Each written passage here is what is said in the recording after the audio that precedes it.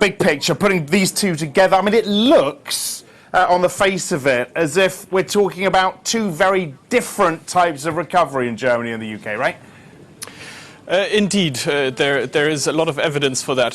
However, this is just 1 month's data. If you look a bit through the monthly volatility, then the UK manufacturing sector is also expanding in the third quarter. So far, it's been up 0.5%. Germany's, after the strong August data, is up 0.6%. So both have a bit of a manufacturing recovery. But in Germany, manufacturing is a quarter of the economy. In the UK, it's a bit more than 10%.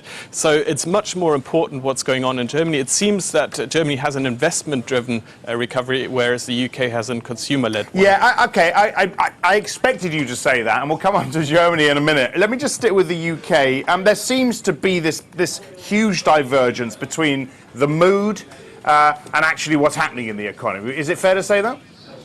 Indeed, if you look at manufacturing PMIs, so a good gauge of confidence in the manufacturing sector, in the UK that's around the 57 level, that would suggest very strong growth, and the data so far for the third quarter has certainly not lived up to that expectation. So yes, in the UK there is a big divergence between the mood in the economy and what's really going on. And what is your, I mean, there's been so much debate about this consumer-led recovery, the housing-led recovery.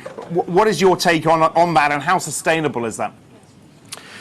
Well, it's good, first of all, to have a recovery. Monetary policy in the UK is working. Low interest rates are boosting the housing market and consumption. Consumers save less, and that's boosting demand. And ultimately, supply will probably follow, and therefore industrial production is also likely to follow. So we think that what looks like an unsustainable recovery at the moment will morph into something more sustainable going into next year. So growth rates may not be as high as they have been over the summer and will slow down a little next year, but they could become more sustainable. So we're not thinking that all is lost.